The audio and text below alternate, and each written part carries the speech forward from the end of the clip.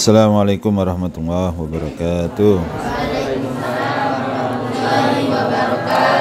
Bismillah, alhamdulillah, salatu wassalamu ala rasulillah wa ala alihi washabihi wa man tabi'a rusdah amma ba'dah. Bismillahirrahmanirrahim. Kitabuz zakat, ayat dan kitabuz zakat, inilah kita menerangkan tentang zakat, ya. At-targhibu, mulai inilah petunjuk fi ada'iyah, di dalam membayar atau menunaikan pembayaran zakat. Ada'iyah, menunaikan pembayaran zakat. Qala Allah Ta'ala, berfirman sapa Allah Ta'ala, khudh ambillah min amwalihim, dari harta-hartanya kaum muslimin. Kaum muslimin sodakotan, sebagai sedekah, atau ambillah sodakotan, sedekah, tutahhir, yang mensucikan, hum, terhadap muslimin, wa tuzakki, dan membersihkan apa zakat atau sedekah, ya, hum, terhadap muslimin, wa tuzakkihim biha, dengan sedekah. Faqala Nabi sallallahu alaihi wasallam, bunya, dibangun apa al-Islamu, Islam, ala khamsin, atas 5 dasar, sahadatin, yaitulah syahadat, alla ilaha, sesungguhnya tidak ada Tuhan illallahu, kecuali Allah, wa anna Muhammadan, dan sesungguhnya Nabi Muhammad itu abduhu, hambanya Allah, wa rasuluhu, dan utusannya Allah, wa iqamis sholati, dan mendirikan sholat,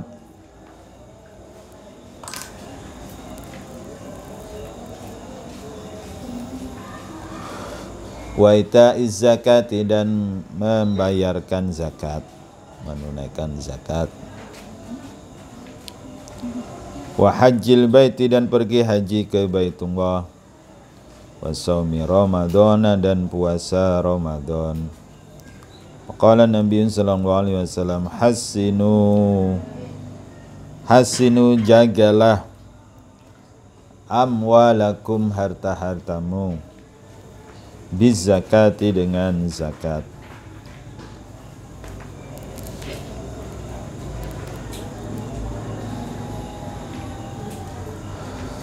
Wadau, dan sembuhkanlah, mardhakum, orang sakit di antara kamu, orang sakitmu atau orang sakit di antara kamu, bisodaqati, dengan sedekah.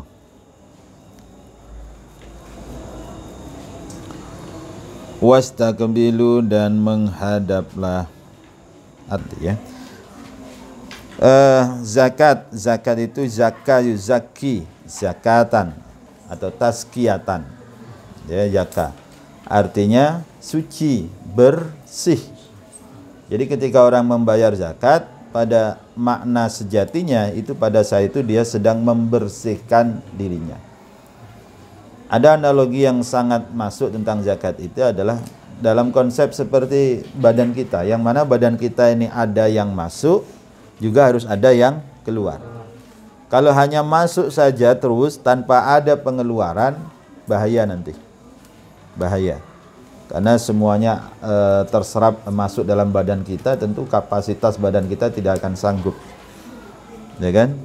Maka harus ada yang dikeluarkan. Nah, yang dikeluarkan itu bentuknya kotor, baik berupa keringat, itu kotor, ya, air ludah itu juga kotor, ya kan?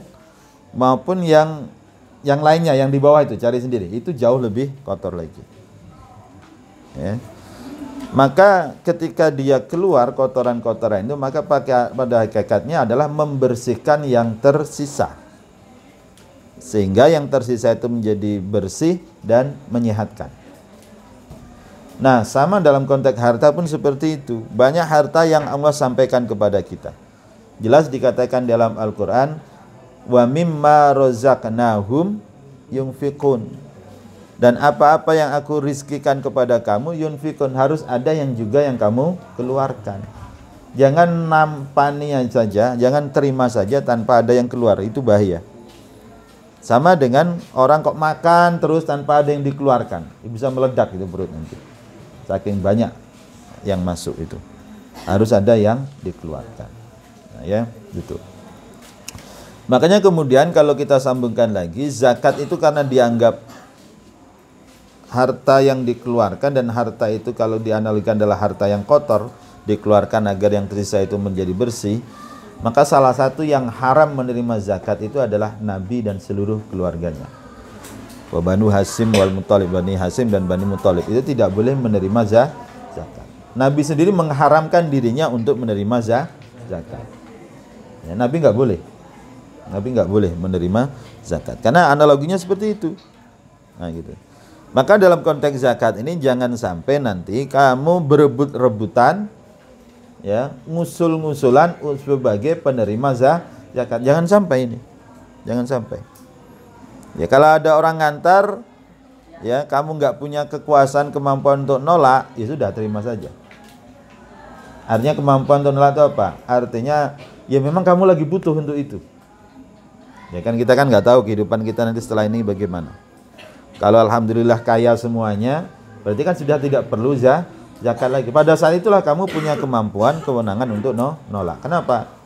Dikasih beras di rumah masih sangat banyak. Dikasih uang di rumah juga betul-betul banyak masih.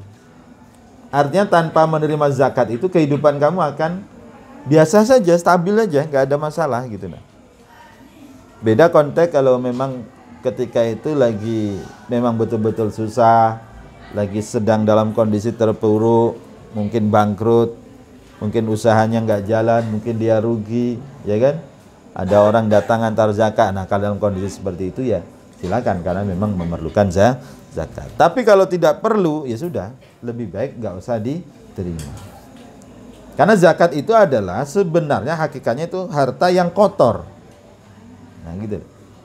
Sama seperti makanan yang kita makan, ketika dia keluar dari badan kita maka akan menjadi kotoran. Nah, gitu ya. Nah, tapi namanya zakat itu hukumnya wajib.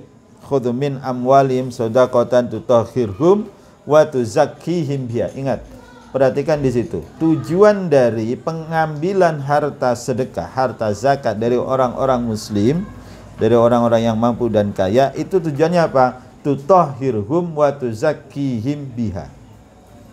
Tujuannya apa tadi? Tutahhirhum wa tuzakkihim, mensucikan dan membersihkan harta mereka. Itu loh tujuannya. Jadi tujuan zakat itu bukan untuk mengentaskan kemiskinan, enggak.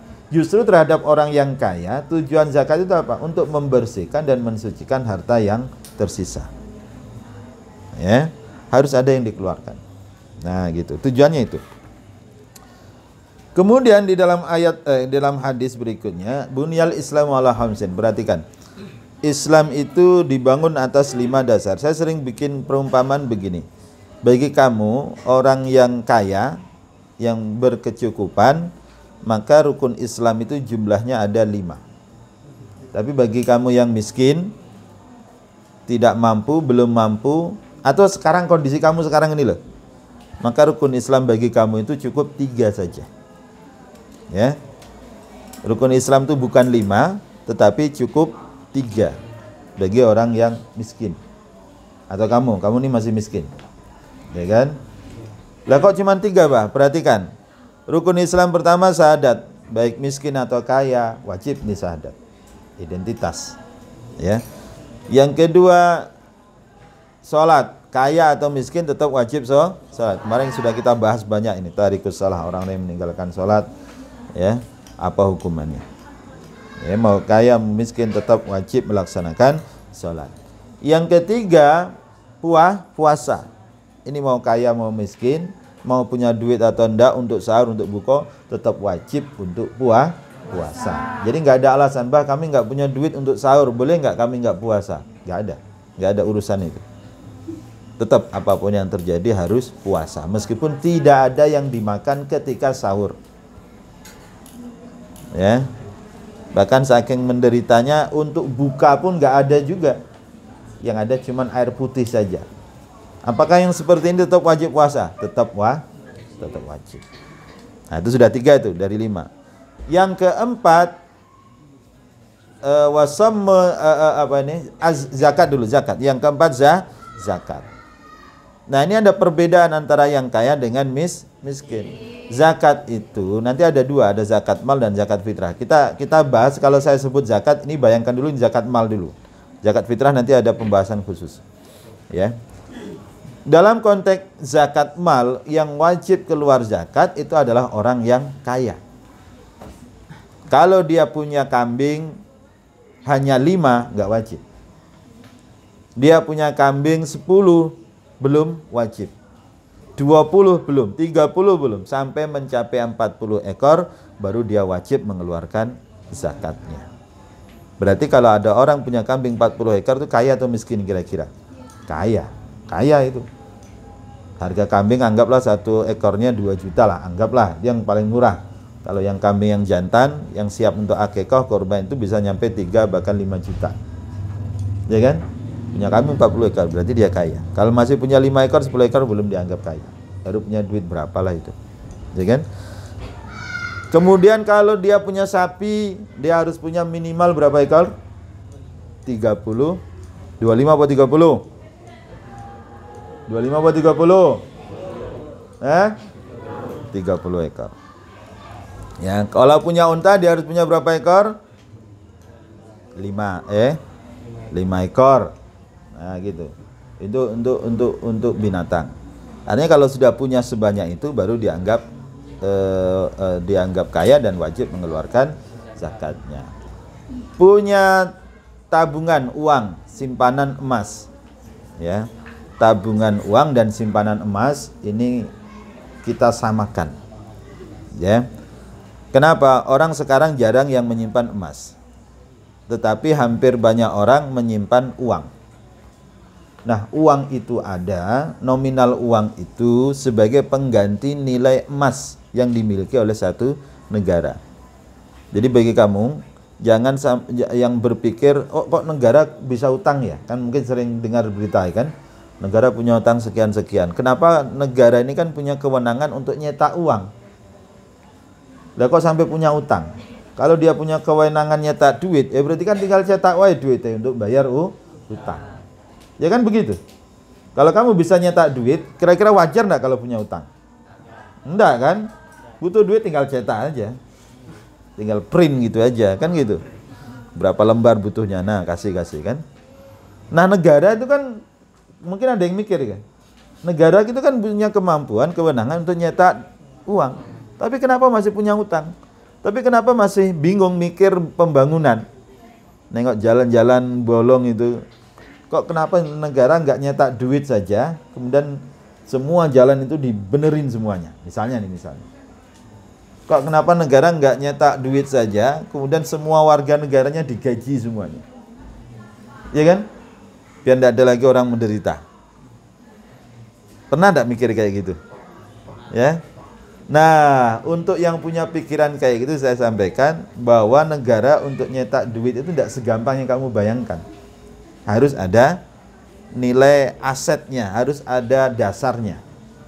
Jadi negara itu baru bisa nyetak duit disesuaikan dengan apa? Dengan jumlah simpanan emas yang dimiliki oleh negara. Ya. Jadi kalau mau nyetak duit 1 juta misalnya, maka dia harus punya sekian persen underlying ya, atau simpanan emasnya yang sebagai dasar untuk nyetak duit 1 juta tadi. Nah gitu loh. Misalnya kalau dia mau nyetak duit 1 juta, dia harus punya emas misalnya nih gampangnya 1 gram lah misalnya. Atau kalau 1 juta terlalu kecil untuk ukuran negara, 1 triliun lah. Negara itu mau nyetak duit 100 ribuan sebanyak 1 triliun. Kan gitu. Itu negara harus punya cadangan emas sebagai perwakilan, atau uang itu akan mewakili nilai emas yang dimiliki oleh negara tadi. Jadi kalau nak belanja bawa emas 1 kilo ini kan berat. Supaya tidak berat apa? Digantilah nilai emas tadi dengan lembar kertas yang di situ ada angka-angka dengan uang tadi. Nah, gitu loh. Jadi uang itu beredar, dilihat apa? Disesuaikan dengan apa? Dengan simpanan emas yang dimiliki oleh negara. Nah gitu loh. Jadi kalau negara nggak punya simpanan emas yang banyak, nyetak duit saja, ini bahaya nanti. Ya, terlalu banyak duit yang beredar di masyarakat juga bahaya. Duit itu menjadi tidak bernilai. Kan hukum ekonominya kan begini, semakin banyak barang, maka harga dari barang itu akan semakin turun. Semakin sedikit barang, harganya akan semakin naik. Ya contoh gampang, sekarang lagi musim duku. Mahal atau murah sekarang ini? Murah. Kenapa kok bisa murah? Barangnya banyak gitu loh. Maka kamu yang rencana jadi petani duku itu, cobalah kamu kembangkan duku yang bisa berbuah setiap hari tanpa harus nunggu musim. Coba. Kalau ada yang bisa mengembangkan teknologi, kemudian duku itu bisa berbuah seperti kelapa. Kelapa kan nggak pakai musim, ya kan? Turunkan, nanti yang atasnya tua, ya kan? Ini ada yang muda, tambah ini di atasnya sudah mulai tunas lagi. Coba duku tuh dibikin kayak gitu. Sehingga kalau ada yang kamu punya 5 batang aja yang seperti itu, saya jamin kaya kamu nanti. Kenapa? Duku itu akan sangat mahal kalau pada saat dia buah, kawannya nggak ada buah gitu loh. Jadi barangnya jadi kalau barangnya sedikit, harganya naik gitu. Coba bayangkan, punya 5 buah, tiap hari panen terus 100 kilo. Udah, tak jamin sukses kamu dari hasil jualan duku. Tapi kalau sekarang kamu punya duku, buahnya lebat, mateng-mateng, enak, manis, tapi ternyata yang punya pohon duku nggak cuma punya kamu,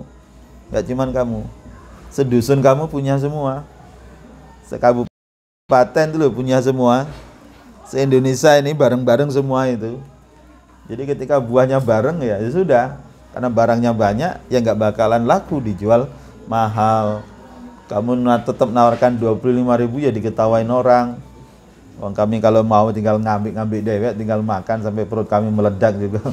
Ini ada yang jual di 5.000, enggak bakalan laku. Nah, duit yang beredar itu juga seperti itu. Ya, kalau terlalu banyak duit beredar, ya kan, kamu dikasih duit semuanya. Kasih 1 miliar semuanya nih, yang jelek-jelek nih, 1 miliar semuanya. Apakah kemudian duit kamu akan menjadi laku? Justru malah bisa jadi nggak laku duit kamu itu nanti. Ya kan? Karena orang punya duit banyak semuanya, ya. Maka harga barang-barang pun nanti akan semakin lama semakin naik gitu. Bukan mahal tapi naik. Angkanya saja yang naik. Ya. Angkanya saja naik, tapi nominalnya ikut naik, tapi nilai barangnya tetap sama. Nah, ini memang agak susah menjelaskan ini, apalagi yang nggak punya bakat jadi orang kaya nih. Agak susah. Pokoknya gitulah. Ya, maka jangan dibayangkan negara itu seenak-enaknya nyetak duit. Enggak, ada hitung-hitungannya. Nah, hitungannya itu berdasarkan emas. Kalau yang sudah disepakati dari dulu seperti itu. Nah, artinya kemudian dalam konteks zakat, maka simpanan uang ini sama dengan simpanan emas. Kalau kamu punya emas 96 gram sekarang nih nisabnya, ya, anggaplah duitnya 100 juta sekarang, karena 1 gramnya 1.050.000 atau 1.100.000. Anggaplah punya simpanan emas sebanyak 96 gram. Kalau dirupiahkan sebanyak 100 juta, misalnya ini, maka wajib keluar zakatnya 2,5%. Nah gitu. Sekarang pertanyaannya, yang punya seperti itu yang kaya atau yang miskin? Yang kaya. Kamu punya apa enggak? Punya apa enggak? Enggak. Ya kan? Yang kan ratusan juta bah. 1 juta aja enggak pernah megang misalnya.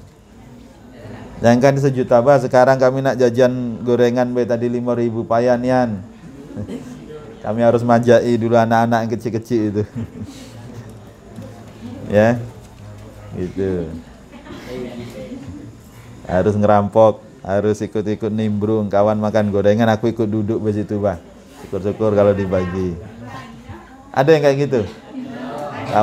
Kawan beli gorengan 5, dia deket-deket, nempel-nempel, be. Minta enggak ada minta enggak dia. Cuma dia duduk di sebelah kamu. Ya otomatis kan pas kamu makan kan enggak tega juga akhirnya kan. Kasih. Ada kan yang kayak gitu? Banyak. Ya. Nah, maka terkait rukun Islam tadi, zakat tadi ya, dalam konteks zakat itu hanya wajib bagi yang mampu. Maka yang miskin tidak wajib zakat. Ya. Yang terakhir haji, apalagi haji itu butuh biaya besar, biaya yang banyak, biaya untuk berangkat, biaya selama di sana, biaya untuk pulang, dan juga biaya untuk keluarga yang tinggalkan. Itu harus diperhitungkan. Ukuran kemampuannya itu seperti itu. Mampu biayanya untuk berangkat, mampu biayanya untuk hidup di sana di Mekah selama musim haji, dan ada uangnya untuk pulang kembali. Selain itu juga harus ada juga uang biaya untuk keluarga yang ditinggalkan. Nah, itu baru dianggap mampu. Ya. Alah Bapak, ini nak rencana ziarah entah jadi tanda ini. Ya, haji satu orang sekarang ini kami pelunasan kemarin 53 juta satu orang. Ya, 52 atau 53. Kalau kali 2 orang berarti sekitar 104 105. Ya. Gitu. Nah, itu. Anda sanggup bah kalau segitu. Ini bayar ziarah 1.800.000 saja bingung kami ini. Maka ya yang miskin-miskin ini juga tidak wajib haji. Maka kalau kamu meninggal dalam keadaan miskin, pertanyaan malaikat tidak banyak. Ya. Yang ditanyakan malaikat tidak banyak. Yang dimintai pertanggungjawaban juga tidak banyak. Ditanya tiketnya syahadat sudah apa belum? Sudah, tiap hari aku syahadat. Sholat tidak pernah lobang, tidak pernah bolong. Meskipun jamaahnya agak jarang, agak kurang, tapi sholatnya agak pernah bolong. Puasa terus aku puasa selama Ramadan. Sudah, malaikat nengok ini orang miskin. Gak usah ditanya zakat apa haji lah, nyakit hati kayak. Gak usah ditanya-tanya itu malaikat dah. Udah berarti masuk apa? Surga. Itu aja. Itu kalau jadi meninggal dalam keadaan miskin. Bagi kamu yang cita-cita pengen jadi orang kaya, nanti pertanyaannya banyak. Malaikat itu banyak tanya nanti. Selain 3 yang ditanya, ini yang berat, ini pertanyaannya tentang zakat. Malaikat itu punya catatan, data, berapa duit kamu, berapa duit yang di rekening kamu, berapa duit yang di rumah kamu, berapa hektar kamu punya kebun. Kebun apa wajib zakat, bah? Wajib. Ya, kebun wajib zakat, karena ada zakat perdagangan, ada zakat pertanian, ada zakat peternakan, ada perdagangan, ada zakat pertanian. Zakat pertanian itu apa? Ya zakat dari hasil apapun yang ditanam itu wajib keluar zakatnya. Disamakan dengan apa? Dengan padi. Orang kalau mau nanam padi diawali dengan nanam apa tadi? Bijinya itu, gabah itu tumbuh segala macam, sehingga kemudian ketika 1 kali panen dia mendapatkan hasil kurang lebih 1 ton gabah basah. Kalau keringnya itu 800 kilo ya, sekali panen itu dia wajib keluar zakatnya sebanyak 5% sampai dengan 10%. Insukia, kalau disiram dengan memakai biaya, penyiraman airnya dengan pakai biaya, maka zakatnya 5%. Tapi kalau sawahnya itu sawah hujan, tak ada hujan, hanya mengandalkan air hujan saja, maka zakatnya 10%. Maka kalau kamu punya sawit, punya karet, punya perkebunan lain, zakatnya disamakan dengan itu. Yang punya kebun sawit 10 hektar, nanti pulang sampaikan dengan orang tua. Bapak, kami dikasih tahu sama Abah, Bapak karena punya sawit setiap kali panen tolong dikeluarkan zakatnya. Kalau ditanya berapa? 5%. Ya, kenapa kok 5%? Karena pengurusan sawit itu memerlukan biaya yang juga lumayan besar. Ya. Gimana cara ngitungnya? Pokoknya setiap kali panen ambil 5% sebagai zakat, kasih sama yang membutuhkan. Panen dapat 10 ton. Misalnya nih, 10 hektar sekali panen bisa itu 10 ton, bahkan lebih. Dalam 10 ton itu diambil 5% dari 10 ton berapa? Ayo mikir.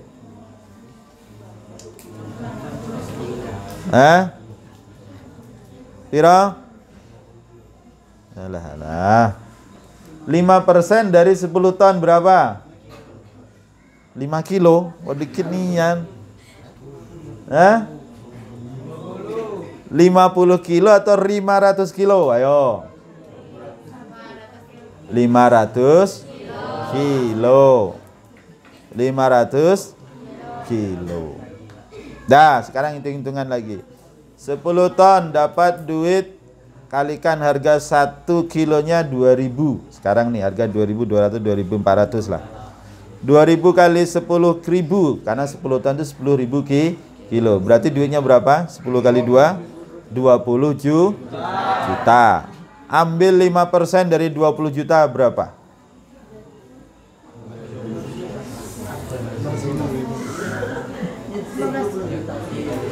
Lo kok goblok kabeh? Berapa? Berapa? 1 juta. Logika kamu nyambung kok, enggak mikir enggak kamu tuh? Duit kamu ini saya ajarin biar bisa jadi orang kaya nanti ya. Kamu punya duit 20 juta. Ya. Coba 50%-nya ya, 50% dari 20 juta itu berapa? 10. Nah, ini mulai agak pinter ini.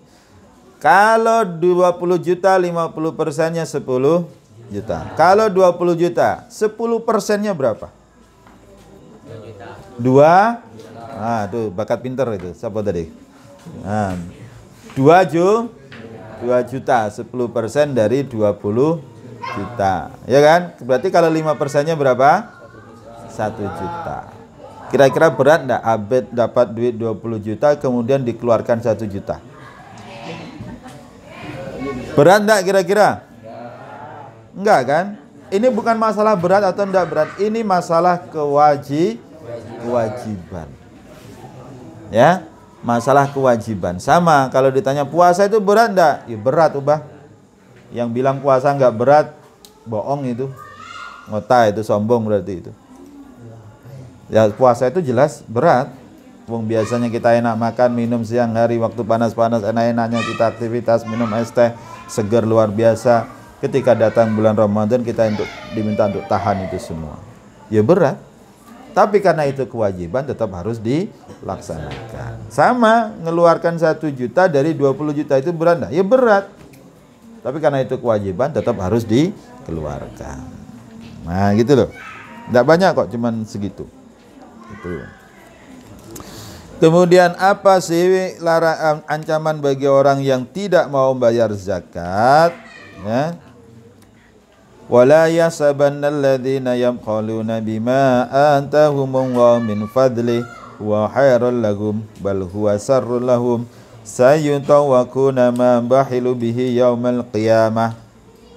Jangan sekali-kali kamu mengira punya uang 20 juta kamu sayang untuk mengeluarkan 1 juta tadi, dan dalam konteks ini dikatakan bakhilu, kamu jadi orang pelit, tidak mau keluar sama sekali, nerima iya, keluar nggak mau sama sekali.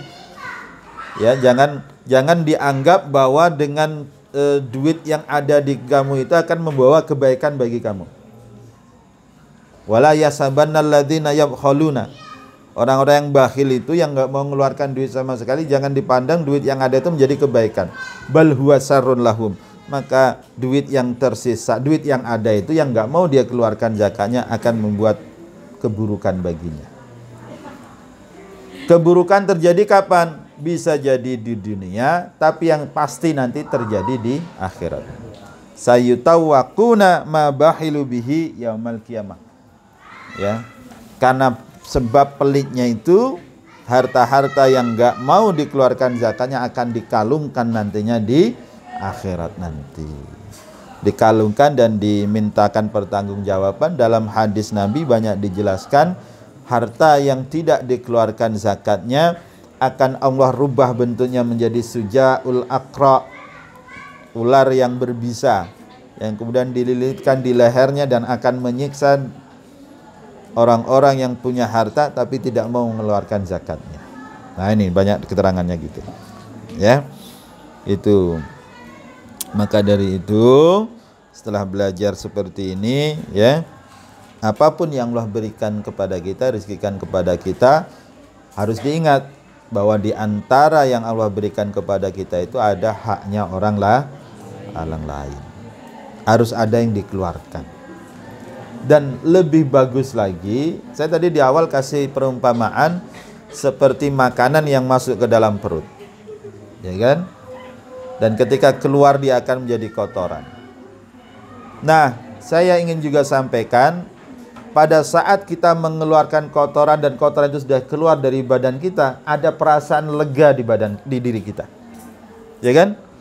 Bahkan doanya apa? Alhamdulillahilladzi adhaba annil adza wa'afani. Maaf, sehabis buang hajat kan ada perasaan lega. Alhamdulillah, sudah nggak sakit lagi loh nih perut. Ketika habis buang air kecil ada perasaan lega. Alhamdulillah ya Allah, nggak terasa gimana lagi gitulah. Apa sih bahasanya itu, nahan kencing apa? Anyang-anyangan kalau orang Jawa. Nggak terasa berat lagi ya Allah. Ada perasaan lega, ya kan? Maka ketika mengeluarkan zakat pun harusnya perasaan yang sama itu terjadi. Jadi ketika kamu ada kemampuan, diberikan kekayaan oleh Allah, kok bisa mengeluarkan zakat, maka harusnya merasa lega, harusnya merasa bersyukur. Nah, kegembiraan kita sebagai orang muslim, sebagai orang yang diberi kemampuan oleh Allah, diberikan kekayaan oleh Allah adalah ketika kita ketika kita bisa memberikan sebagian dari yang kita punya kepada orang lain. Kebahagiaan kita itu harusnya seperti itu. Jangan hanya bahagia ketika terima duitnya saja, tapi juga harus lebih bahagia ketika bisa memberikan kepada orang lain. Nah gitu loh. Nggak usah bayang-bayangin nyimpen terlalu banyak. Ya, saya kasih tahu kebiasaan Nabi itu nggak pernah nyimpen. Apa yang ada dikeluarkan, apa yang ada dihabiskan. Ya, bukan berarti boros, tidak. Bukan berarti mubadzir, tidak. Ya, mengeluarkannya tetap pada hal-hal yang baik. Ya. Nabi itu nggak pernah punya simpanan duit. Nabi itu nggak pernah punya simpanan bahan makanan yang banyak. Nabi itu nggak pernah punya simpanan perhiasan, sutra dan segala macam, nggak ada itu. Kalau beliau terima rezeki, maka sebagian besar bahkan hampir semuanya itu beliau sedekahkan. Dan itulah yang perlu kita tiru dan kita contoh. Bukan berarti harus tidak boleh punya rekening bank, enggak, tetap punya. Tetapi kalau nyimpan duit jangan banyak-banyak nian. Apa yang ada keluarkan, apa yang sudah ada di situ jangan terlalu lama-lama. Apa yang menjadi kebutuhan ya langsung. Nah gitu ya. Insya Allah kalau sudah itu yang dijalankan, ya, insya Allah nanti cepat dapat gantinya. Gitu ya. Yang selanjutnya zakatul fitri satu lagi. Zakatul fitri at-targhibu inilah petunjuk fi ikhrajiyah di dalam mengeluarkan zakat fitrah. Qala berfirman sapa Allah Ta'ala, qad aflaha sungguh telah beruntung sapa man orang tazakka yang membersihkan dirinya. Wa dzakara dan menyebut sapa man isma rabbi akan nama Tuhannya fasala lalu salat. Fasala lalu salat sapa man. Wa qala Nabi sallallahu alaihi wasallam saumu sahri Ramadan, puasa di bulan Ramadan. Itu muallakun digantungkan bainas sama'i di antara langit wal ardi dan bumi. Wala yurfa'u dan tidak diangkat illa bi zakatil fitri kecuali dengan zakat fitrah, zakat fitri ya.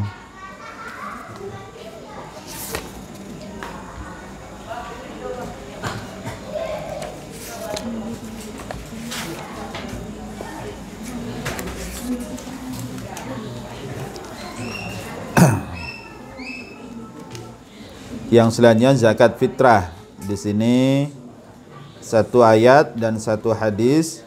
Qad aflaha man tazakka wa dzakara isma rabbih fasalla. Dilanjutkan apa? Bal tu'sirunal haya dunya wal akhiratu khairu wa abqa. Surah apa ini? Surah Al-A'la, ya. Shaumu sahri Ramadan, puasa kita di bulan Ramadan, mu'allakun, itu pahalanya digantungkan bainas sama iwal ar, di antara langit dan bumi. Sampai kemudian ada yang mengantar pahala puasa itu, atau ada yang mengantar amalan puasa itu sampai kepada Allah. Dan apa yang mengantar? Yang mengantar itu adalah zakat fitrah. Nah ya, untuk konteks zakat fitrah ini udah sangat sering juga saya sampaikan, ya.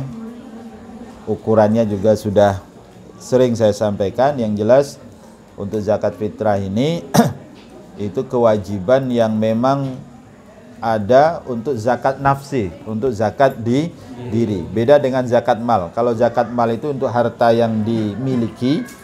Kalau zakat fitrah itu zakat nafsi, zakat untuk dirinya sendiri. Ya. Maka waktunya itu ya pada saat bulan Ramadan ini yang paling pas. Bukan yang paling pas, memang ketentuannya, kewajibannya memang diadakan 1 tahun sekali, yaitulah di bulan Ramadan. Ya. Tetapi tujuannya tu'khadhu min aghniaihim, diambil dari orang-orang yang mampu dan kaya, sekali lagi, dan diberikan kepada orang-orang miskin yang ada di sekitarnya, yang tujuannya adalah tud'amu, untuk memberikan mereka makan. Jadi kepentingannya itu bisa jangka pendek. Beda di zakat mal. Zakat mal itu bisa untuk kepentingan jangka panjang. Misalnya begini, zakat mal itu bisa untuk modal usaha misalnya. Ya. Ini kalau misalnya ini kaya semuanya misalnya nih, tapi dari sekian banyak yang kaya ada teman-temannya yang masih miskin, misalnya ini. Karena kaya semuanya, maka semuanya wajib zakat. Ini misalnya, entah apapun profesi dan pekerjaannya. Kemudian zakat yang sudah dikumpulkan tadi boleh kok digunakan untuk membantu yang masih miskin tadi. Digunakan untuk sebagai modal usaha. Nah itu kalau zakat mal. Tapi kalau zakat fitrah lebih kepada, pokoknya kalau pas hari raya itu jangan sampai ada orang yang susah. Jangan sampai ada keluarga yang nggak bisa makan. Jangan sampai ada keluarga yang bersedih, padahal itu hari raya. Tujuannya itu saja. Ya. Tidak bisa sampai ke jauh-jauh, karena zakat fitrah itu pun juga jumlahnya tidak terlalu banyak. Tidak terlalu banyak. Ya. Hanya hitungannya hanya 2 atau 3 kilo lah. Lebih tepatnya 2,7, 2,8. Ada satu mazhab mengatakan 3,6, ada satu lagi mengatakan 4,5 kilo. Ya. Yang mana yang mau kita ambil, bagi saya lebih baik yang paling banyak. Karena zakat itu sekali lagi konsepnya berlebih sangat bagus, kalau kurang tidak sah. Ya, jangan sampai kurang. Kalau mau lebih bagus. Ya, ulama-ulama di Jawa itu kalau zakat enggak main-main. Habib Lutfi itu misalnya kalau zakat fitrah itu 10 ton. Bukan hitungan sekilo 2 kilo lagi, 10 ton, 1 truk. 1 mobil truk itu. Ya, 10 ton yang dibagikan dari zakat dia dan keluarganya. Saya belum sampai, tapi sudah hampir 1 ton tahun kemarin. Ya, minta doanya lagi, mudah-mudahan tahun ini bisa lebih lagi nanti. Ya kan? Karena bagi saya seperti itu memang harus banyak zakat fitrah itu.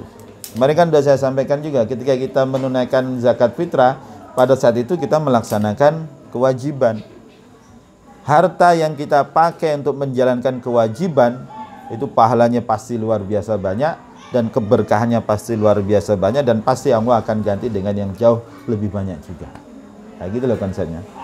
Maka dalam konteks zakat fitrah ini jangan pelit-pelit. Jangan sampai nanti kita sudah tetapkan di sini 50.000 masih ditawar lagi. Jangan sampai, ya. Kalau bisa dilebihkan jauh lebih baik. Dah bah, duit aku kayaknya lebih nih daripada dipakai untuk jajan tidak jelas. Kalau cuma bayar 50.000 kecil lah, saya bayar 500.000 misalnya. Nah itu bagus, Ya kan? Ya daripada duitnya dipakai untuk beli paket data misalnya nih, pakai data untuk cuman sekedar main game kan, ya kan, ya mending dipakai untuk zakat. Nah gitu ya. Saya kira itu untuk malam hari ini. Maaf badan saya lagi agak kurang enak dari tadi ya. Cukup sampai sini dulu, nggak lama-lama. Sekian saya walafu minkum Allahumma fiq la wa mitorik. Assalamualaikum warahmatullahi wabarakatuh. Waalaikumsalam.